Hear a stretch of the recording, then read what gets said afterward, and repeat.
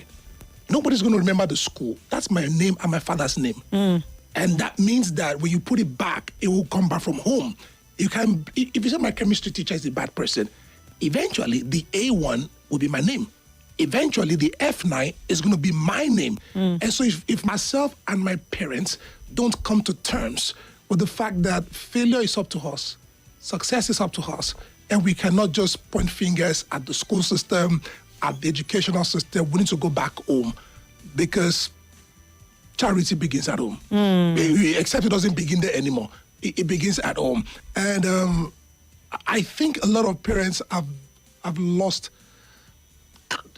touch with reality. Okay. I'll give you a couple of examples. This is not blaming anybody. This is saying that the chunk of the problem starts from home and can be fixed from home. Okay. Most kids come to school with a sense of entitlement. They assume that once they come to school, they should pass. They don't understand that you earn the grade points. We have kids who come to school because from home, the entitlement is there. They don't put in effort to get the work done anymore. They assume that, look, you guys should be happy I came to school. Because I came to school, you guys should give me the points. And once, I don't even know, as simple as prize and speech giving day, parents want their children to get awards for efforts that were never put in anything.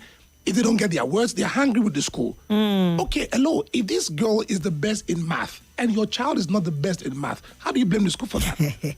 You can't blame the school for that. But then they say, oh, all children should get an award. How? You earn the awards. Dr. Smith, I think the schools are complicit. Recently, I saw a parent ranting. She was ranting, and justifiably so, because I listened. Okay. Now, she said that schools have come up with very ridiculous set of awards. They're giving the tallest, most smiling. Yes, the most friendly, the most social. What are all these things? To what extent, or to what was the end result of that? Is it to make to ensure that the parents are happier, so that they come and keep registering? These are some of the things. So I feel, yes, as much as the parents, and we would delve into seeing how the parents' failure comes in first, but then the school system too is complicit. The moment the school system became a business, customers became right.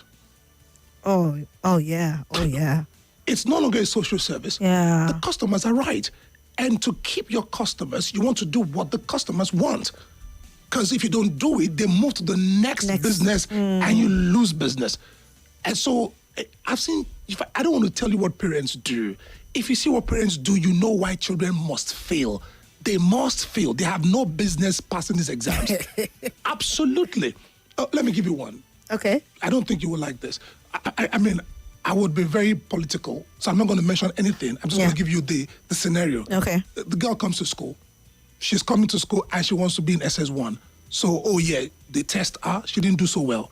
All right, okay, what we can do, undertaking and all of that. All right, they finally put her in SS1.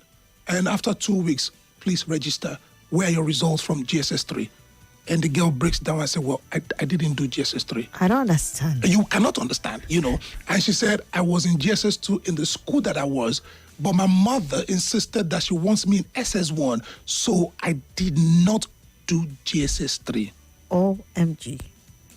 At that point, that school is ranting.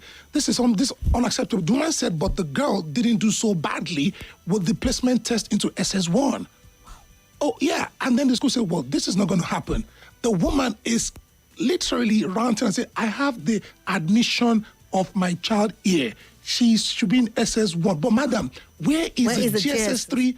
She skipped it. When they ask her to go, she wants to raise L down on the school. Look, most children would never read for WAEC. They know their parents will pay to cheat for exams. Now, I'm not saying that previous generations were better off, but we used to cheat. Our parents will never know. My dad will tell you. If you get to know, you're cheating. But now it's the parents who pay. So, Swat, you tell kids in year 11 to be studious, to be serious, and they're looking at you. Why should I be serious? Because I know my dad, my mom is still going to pay for the exams. I've seen schools where they are upright. They have integrity. They tell you we're not going to cheat. Once the kids get to SS3, they have only 3 students left. The remaining 27 has gone elsewhere. That means that school lost money. Look, parents are the architect of a national disaster. If parenting is not fixed, WAEC results will always get worse off. Kids go home and they play a game all night, come to school in the morning and they're sleeping in class. Now, whose fault is that? And parents will tell you, I don't know what to do to him. He's always on the game. I don't know what I'm going to do about him. And you want him, seriously? He goes to bed at 4 a.m. He's in school at 7:30. How is he going to learn? He's not going to learn anything. If parents don't wake up, we are in for a national disaster. I'm telling you this for free. Kids come to school with entitlement. Kids are not, they're no longer held accountable. They do something wrong, leave them alone. Like, seriously? You hold your children accountable. Now, this may bother you a little bit, but I'm being honest with you, Swat. If any teacher in school decides to help a child with character formation, that teacher is going to go through hell, because parents are going to come hard on that person. Now, when parents come hard on that person, the school is going to say, we didn't send you to do this. Just teach them in class, leave character formation alone. Now, we have kids who have not seen their mom in a while. Those who've seen their mom in a while, the mothers don't even know what to do. And school cannot hold your child accountable. They come to school, I can't find my pen. So you say, well, you got to find your pen. Where's your pen? Where did you drop it? She was yelling at me. Seriously, Swat, this girl is in SS1 and you can't find your pen. Hello? They forget their shoes in school. And parents, they'll go home and come back to school with a new shoe. Did you know what I just said? A child goes home with no shoes and nobody's asking, where's your shoe?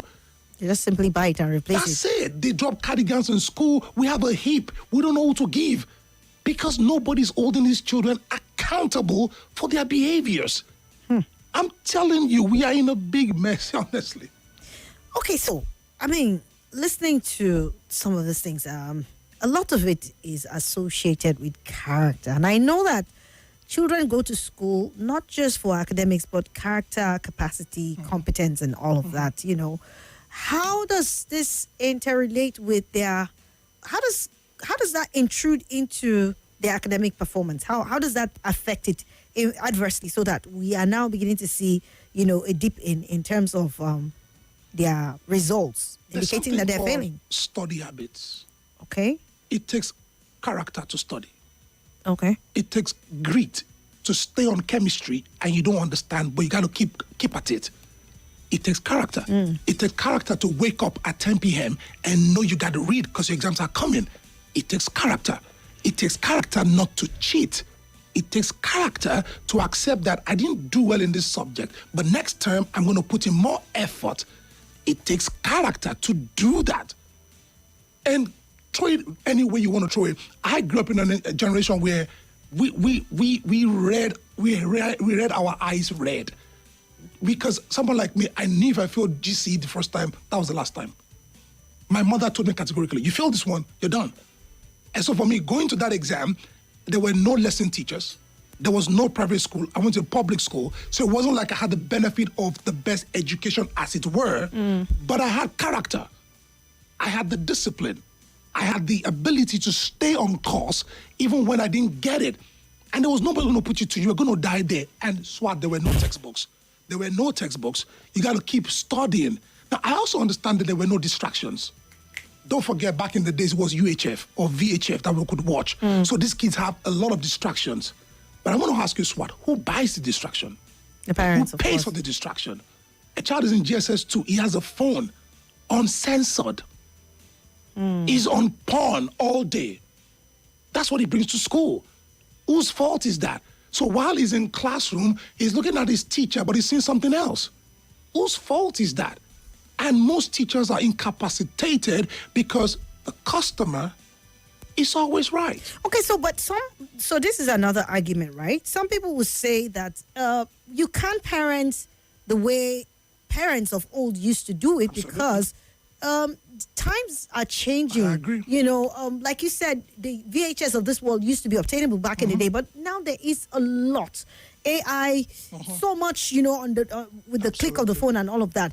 So definitely parenting models and styles have to change. But then how do you change that so that it does not adversely, it doesn't give us this, what we're seeing now? I understand. So how do you change the method without being too extreme? Because some people will tell you, our parents just did it was not parenting, it was like a fire brigade, whatever. They beat you and give you options and all of that. And most of us, we're forced to cram, not really learn and all of that. But these days we're talking about learning, how do you add value and stuff like that. So times have really changed. So how do you intermarry all of these things? It is actually very, very easy.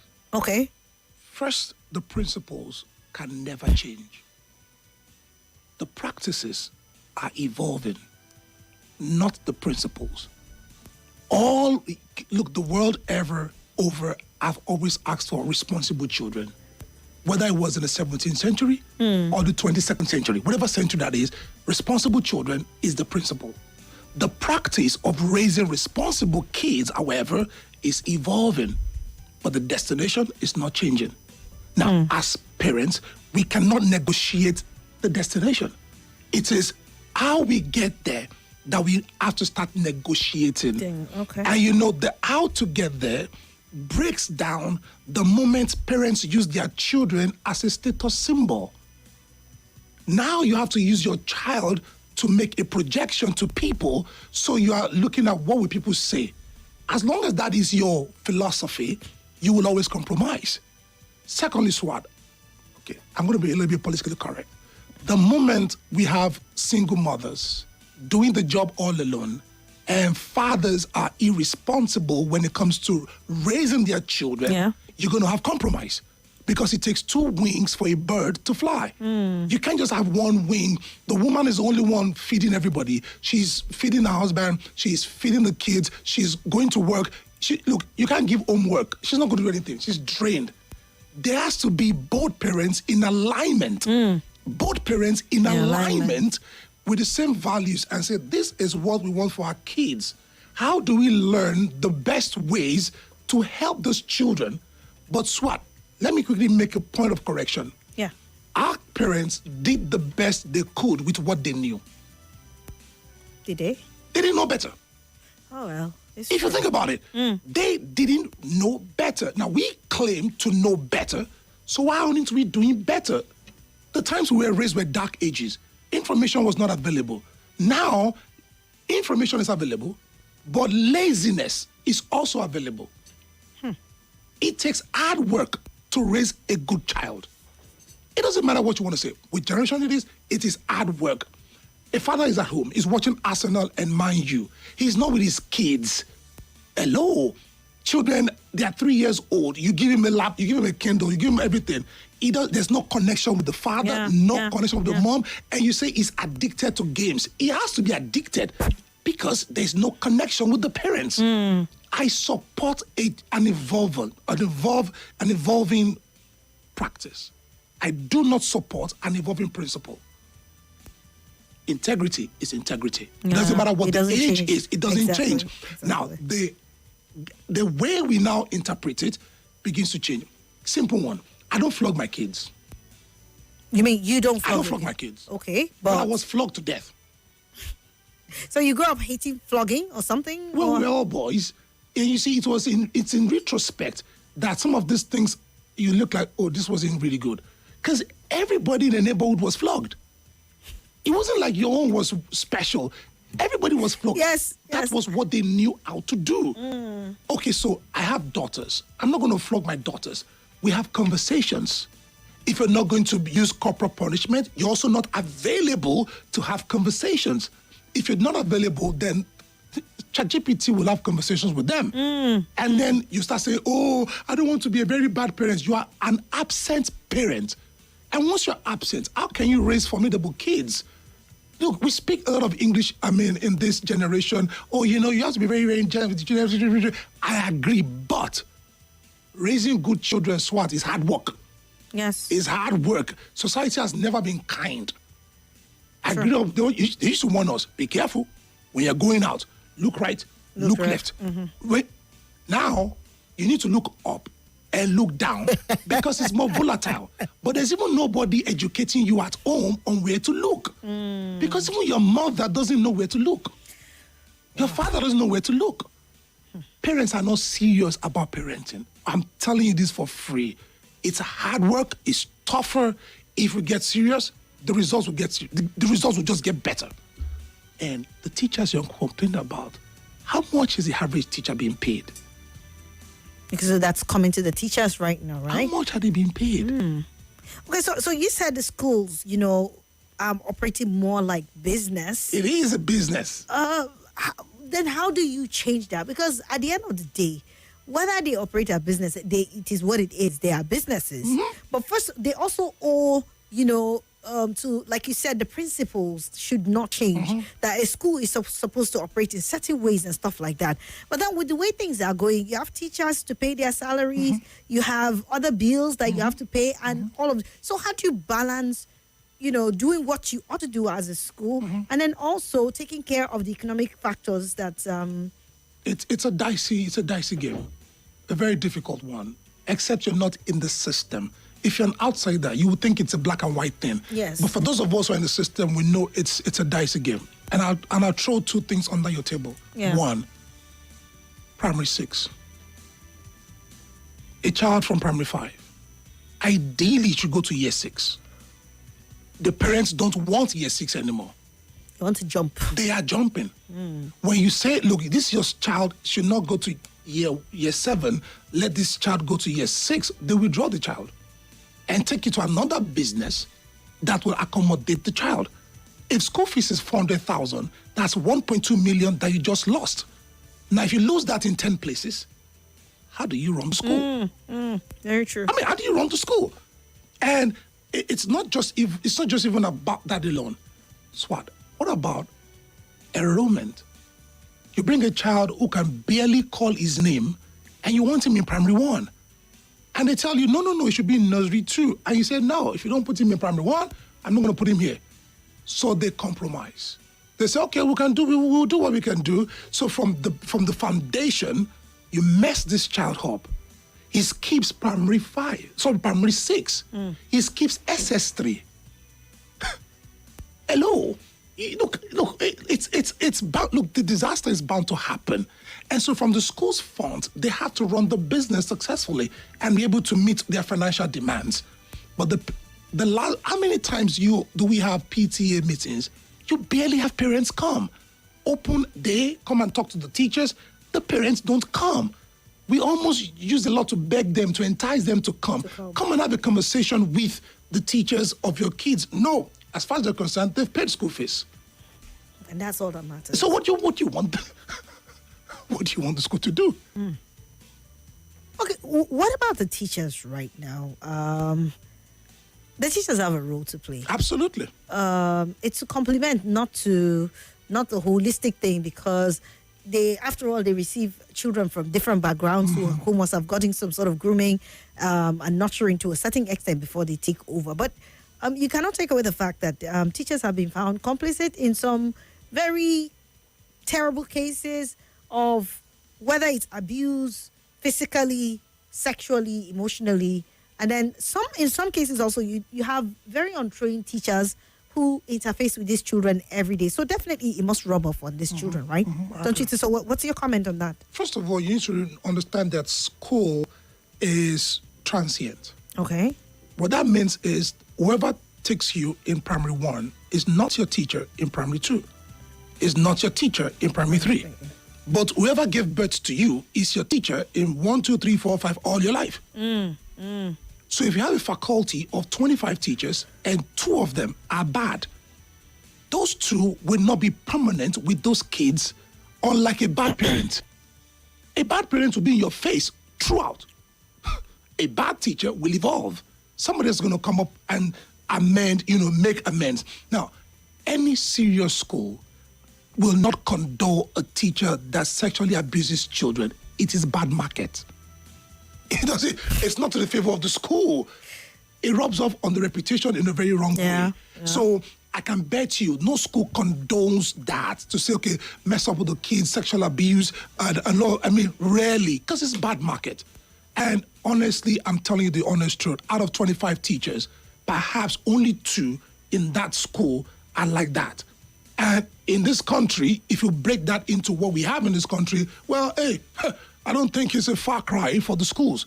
And most schools that I know, they are doing their best. If only parents could just become parents that they should be. and respect the school system. Now, you say untrained. That's a huge one, Swat, if you want to get into it. As I'm talking to you right now, education cutoff mark is the lowest in the country in all universities. Come again? In university, Okay. JAMB, Yes. Faculty of Education, has the lowest score for intake. Wow. You can score as low as 100, and they will admit you And for, they admit you. Oh my for God. education. All right, let's get to talk about this. After this quick commercial break, we have to go on this quick one, make some money, and then we'll come back and continue with this interesting conversation. You can keep your contributions coming on 080-999-30137. Let's take this break now.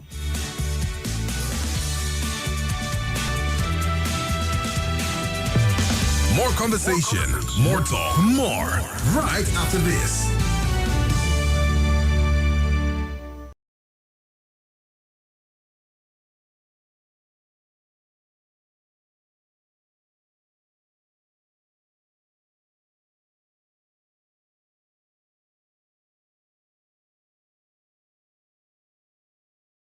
This is Nigeria in. Hi everyone, my name is Swat. That's the name my father gave me, but you can always call me Her Vocal Majesty. I'm the host of The Sunny Side on 95.1 Nigeria Info. It takes place every weekday, noon to 3 p.m., where we get to have all the lovely contemporary conversations. If your days are normally long and gloomy, well, not anymore, because I'm here to make it all bright and sunny for you. So join me. It's an invitation. You don't want to miss out.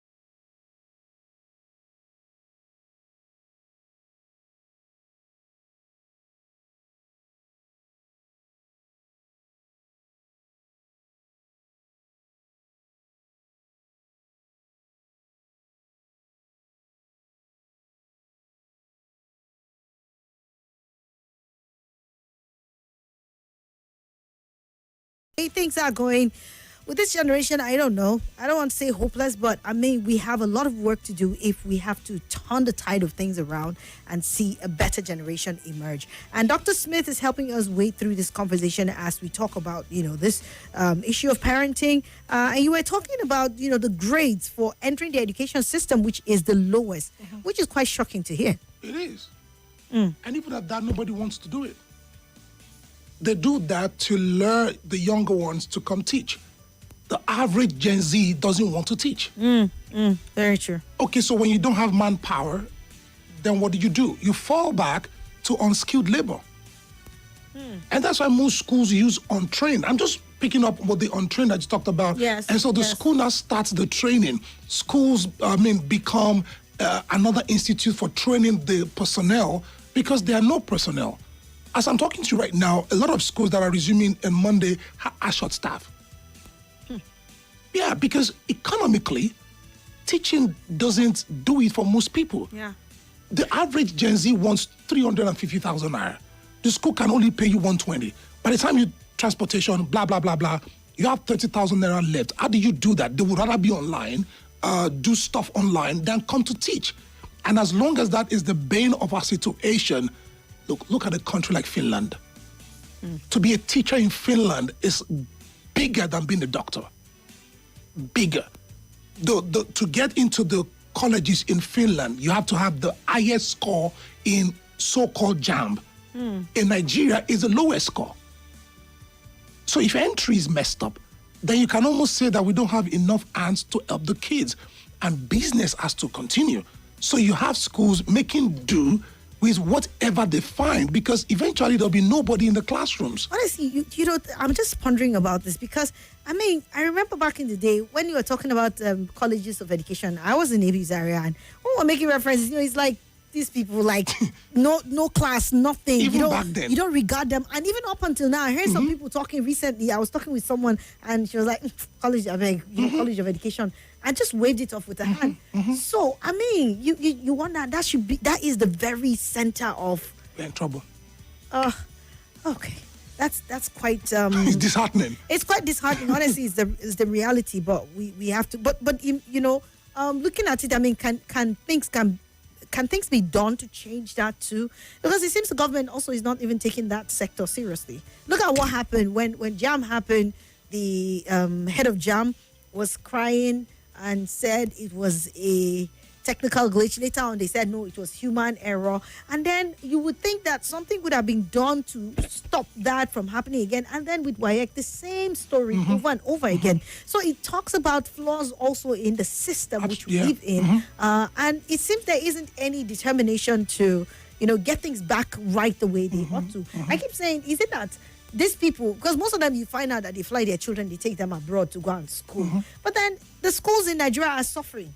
Is it that going abroad, you know how it works, so you think it's your children are worth going there? But how about the people? Millions of poor Nigerians, average Nigerians that want to stay back, and we don't see a definite action being taken, in terms of policy drive and all these other things to ensure that education, is put back in its rightful place in the country.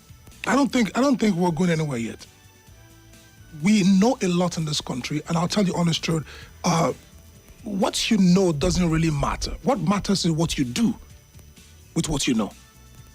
We have a lot we know in this country, but the doing, the willpower to do what is right, irrespective of whose back you have to break, we don't have that in this country. And when you look at the whole ideology of education, I'll give you something that happened just 2 weeks ago. Okay. 2 weeks ago, there's a new communique from the Ministry of Education that moving forward, there's going to be a new curriculum, and they call it future ready. Future ready. Yeah, we're trying to make sure that our kids are future ready. Now, this is 2025. Now, the Ministry of Education is now thinking in 2025 to make our children future ready. So they have a new curriculum, and that new curriculum, I'm talking about 2 weeks ago, that new curriculum will be implemented starting from this month. New term. How? Wow. Well, there's an inclusion of digital literacy or entrepreneurship or whatever. Who's going to teach it? Where's the manpower to teach it?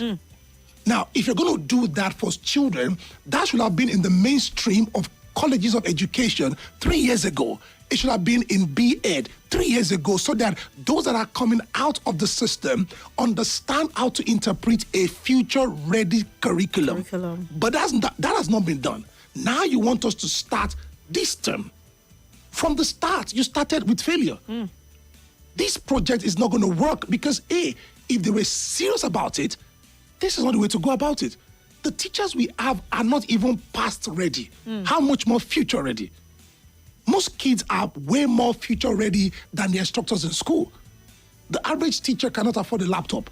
And you want that person to teach a digital native future ready curriculum. How in the world is that going to happen? We're kidding ourselves, seriously. Honestly. My God. How is that? Just help me. You won't believe it, Swat, that a primary one child in the average school in Nigeria does about 14 to 16 subjects. Primary one. What is a primary one child doing with 16 subjects? 16 for crying out loud. A 6-year-old child. A 6-year-old.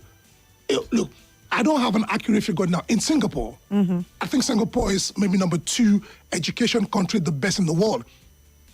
In primary 1, 2, 3, you do just 3 subjects. Maths, English, and science. For the first 3 years of elementary school, you're deep. You're not doing so much, you're doing so deep. By the time you're getting to upper primary, the quality of math, the quality of English that you have and sciences is way superior. In Nigeria, you do 14 to 15. How would you possibly understand? It doesn't make any sense. You have so much yet so little. Yes, that's it. Well, so it's breadth, not depth. Not depth, yeah. Interesting. Okay, we've said a whole lot, and we can only hope. But now let's look at things. We're at the season where kids are going to go back to school. Parents have had the time or the luxury of time to spend this long time with. I do hope the parents have spent it well with them. Didn't. They did not? No, they didn't. How would you have hoped they had spent this? Let me put it like that. How would you if you had the opportunity to tell parents, before the holiday started, okay, this is how you ought to spend the holidays with your children, what would you say to parents? It's actually very simple. What? Spend time with them. Spend time with them. Don't be tactical. Don't be strategic. Just be available. Look, these things, we just speak English to confuse ourselves. Spend time. Wake up together. Play together. Cook together. Drive together. Have conversations. Just talk. See, kids don't know how to hide when you spend time with them. Before you know it, they start bringing up conversations. I like that. Kids don't know how to hide when you spend time with them. They can't. Because it's not instructional time. Yes. It's conversational time. We're just Yes. talking. We're just watching cartoon together. We're having a conversation about it. Most parents don't know their children. And you cannot raise a child that you don't know. And as soon as we were on holidays, 2 days after, they were crying, when are you guys going to resume? Don't you guys have summer holiday? Come and carry these children. Go to I camp. don't want them to go. They don't want to stay with their kids. I don't understand why you have children that you don't want to spend time with. Shockingly, I've gone to the barbing salon a couple of times this holiday. Barbing salon. I'm a man. I take your grew daughters. up to see men bringing their sons to barb. Now is mothers bringing their sons to To Bob, yes. A lot of times. What does that honestly. mean? The fathers are not there too. Would They they- don't have time for that. We're in trouble. If apologies, this may not be a correct thing to say. We're raising male, female boys. Because if my mom takes me to the barbing salon and I'm there and they're just mothers there, I go back home, is my mom, and my mom is training me to be a man. How? How is she? I don't understand how she's The doing feminine that. energy in a man. But it doesn't make any sense. It doesn't. He being chill with his family. I've heard that thing. I was like, what do you mean? It doesn't make any sense. Fathers just went on sabbatical. Fathers are worse than mothers. They went on sabbatical to give it to the women. A lot of women are doing way, way more than their husbands.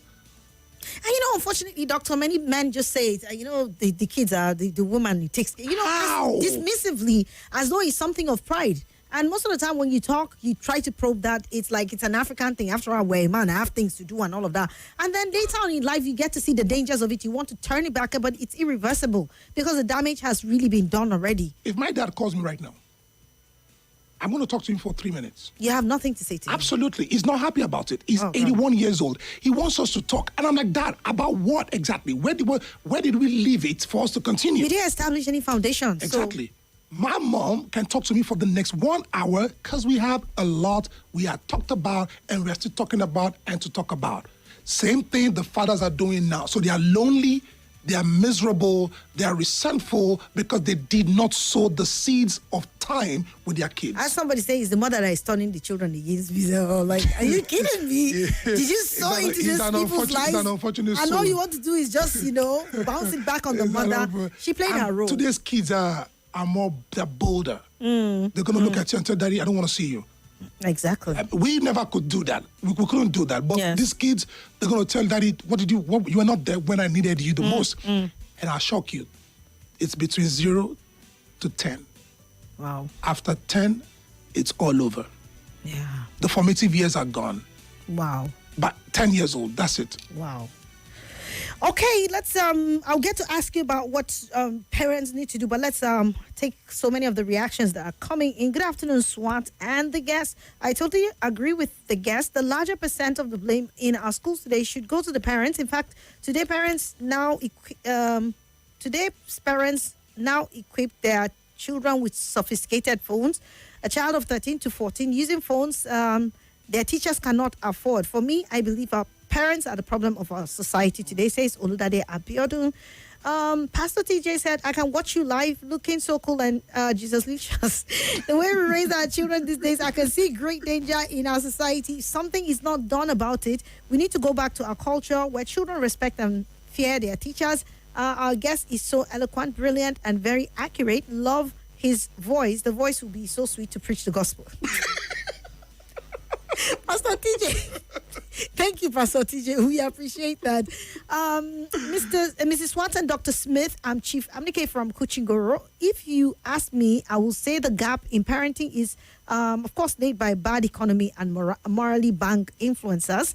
Number one, mother and father are out of home, hustling for money, and they don't know what their children are doing. Secondly, children are raising children. Children are raising children, and parents are overwhelmed with work and hustling.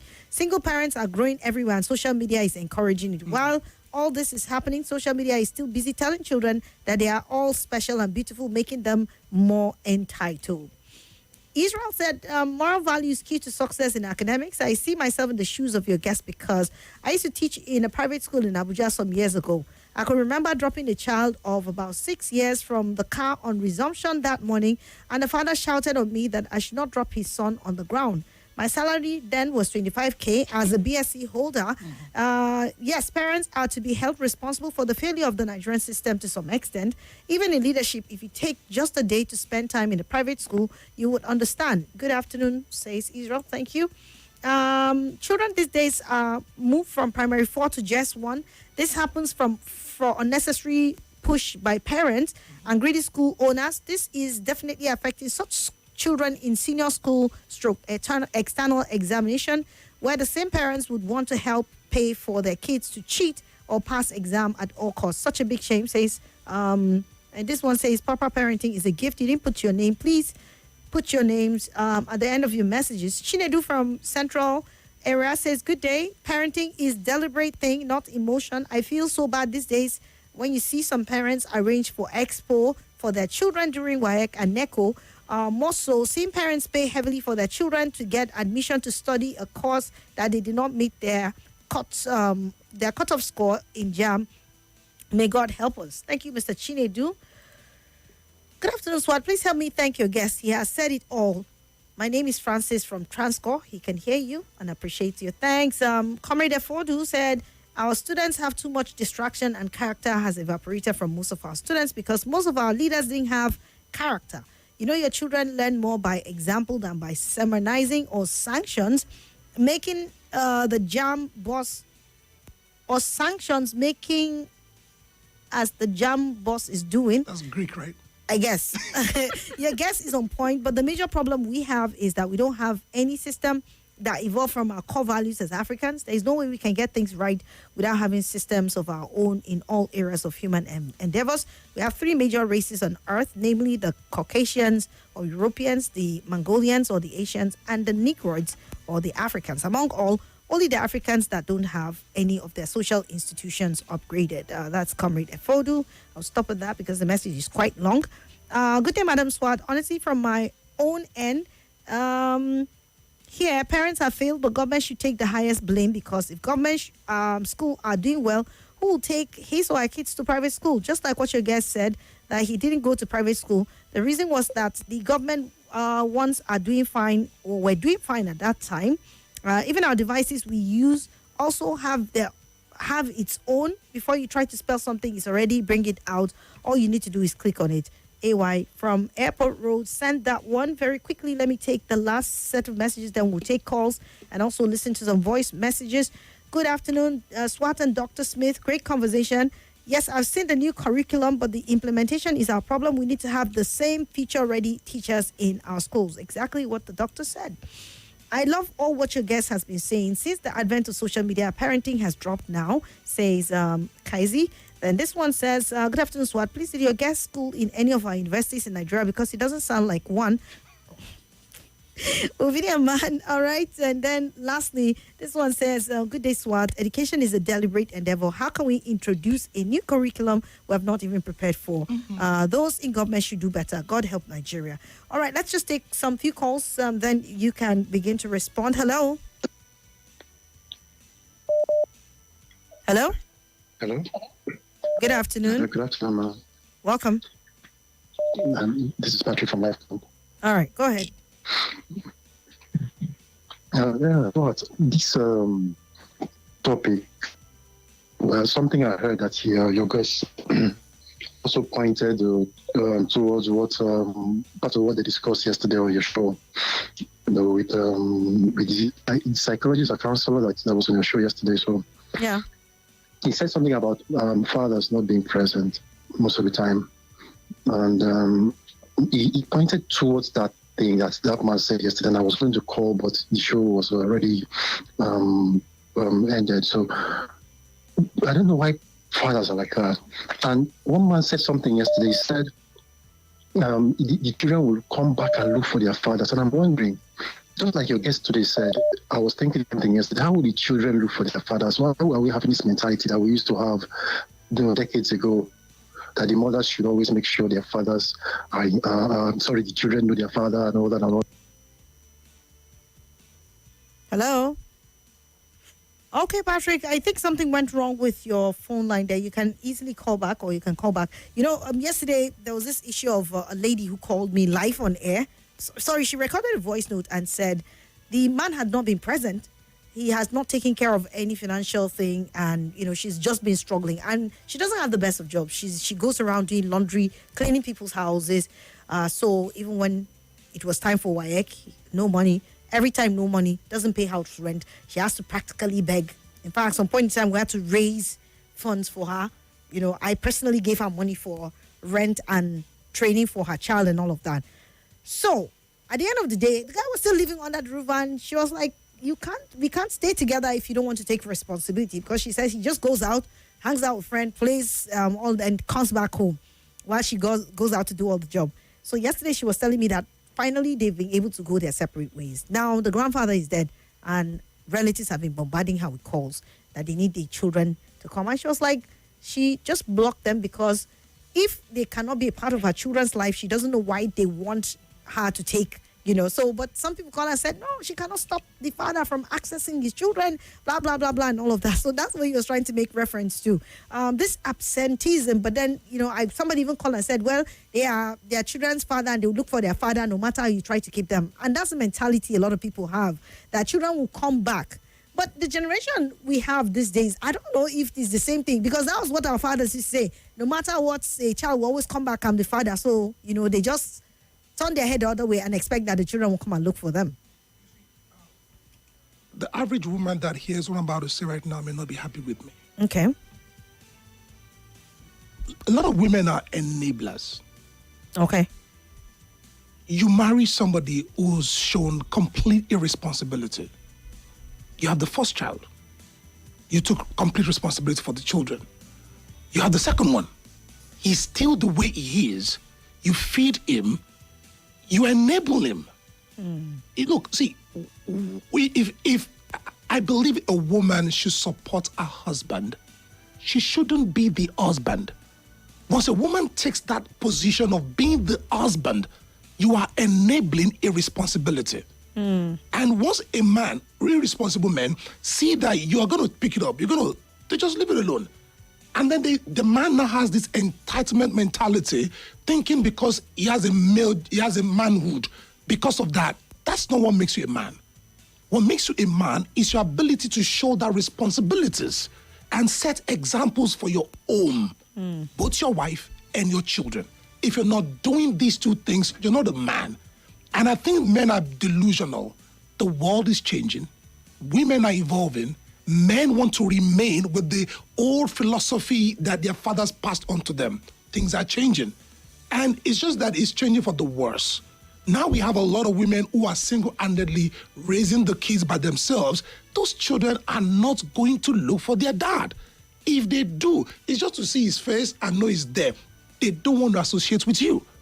I think it's an illusion that most men have and think that, look, these kids are going to come eventually to me, and it's a lie. As you are alive, they are not coming. And they're going to look at Daddy, why are you here? What do you want to do with me? Mommy did. The woman doesn't have to poison their mind. Their father is going to get whatever he sows. All right, let's take on this. Hello? Hello? Yes, go ahead, please. Patrick, right? Yeah, yes, sorry. All right, round up your network is, thoughts. Okay, go ahead. So just like I was saying, and your guest still repeated that again, and I think it contributed to this hyper monster that we have now. Fathers, men thinking they do not need to contribute to the upbringing and to the lives of their children, whether they're married to the woman or not. They are lackadaisical about most of these things. And if you think your children are going to look for you, they won't. Nowadays, these children don't even want to see you if you do not contribute to their lives. And this mentality has been there with our men, and it makes them take a back seat in the upbringing of their kids every time. And it's wrong. You leave everything for the woman to do, and you come back and you think it's going to affect the society in every way, because parents are teachers, some are parents. If you have a dysfunctional home, it's going to translate into a dysfunctional society in the end, in the long run. And that's what's bringing up all these issues. And I don't think it's something we can solve easily, because most of the parents we even have now are not even supposed to be parents. Forgive me for saying that, it's the truth. And we have a big problem if our parents are not right parents or parenting rightly. Then the society is not going to be a right or functional society.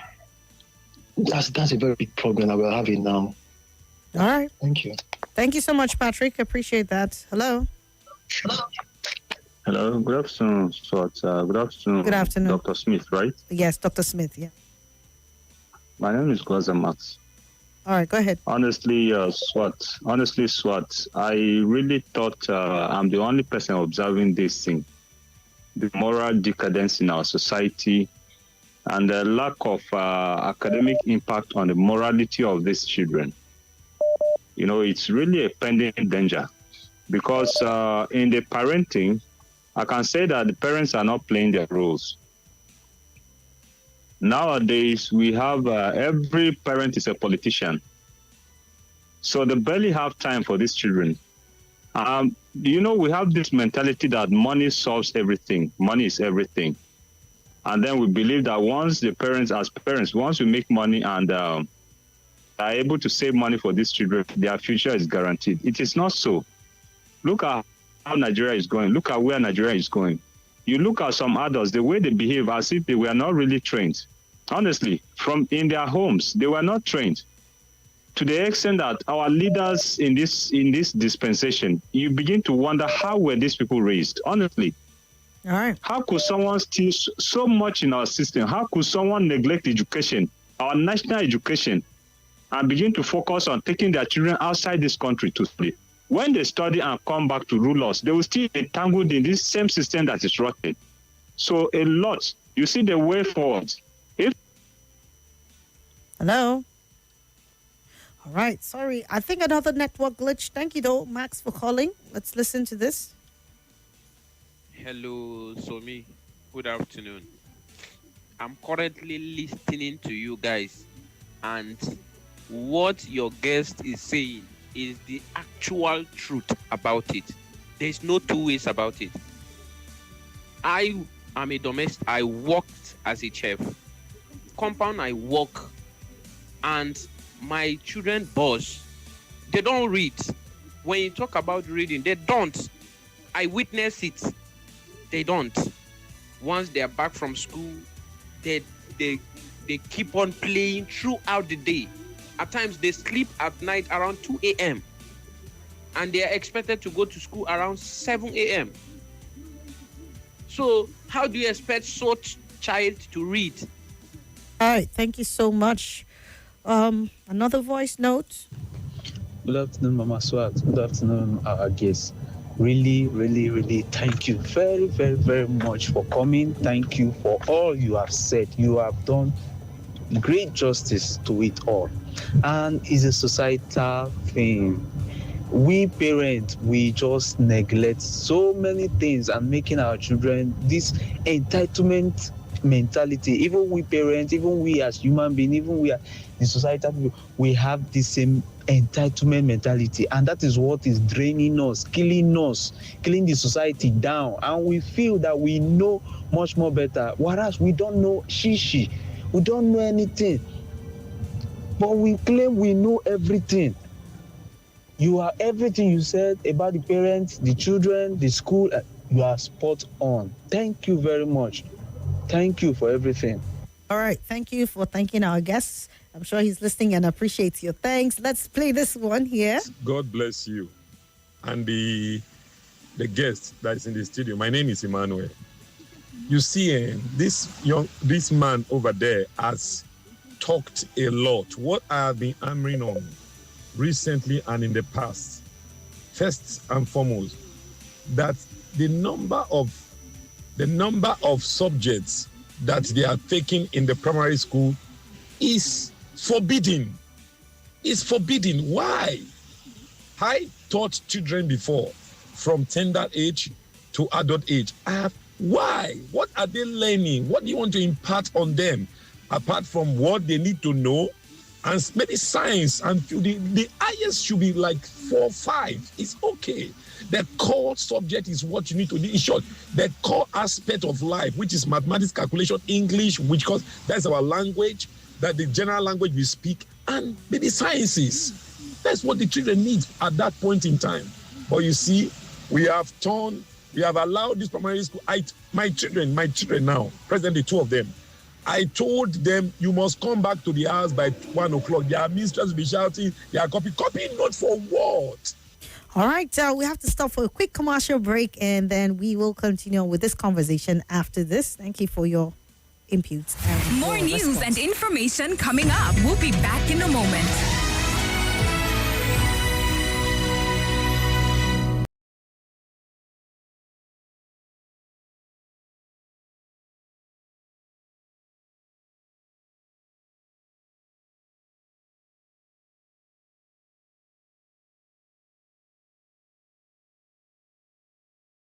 This is Nigeria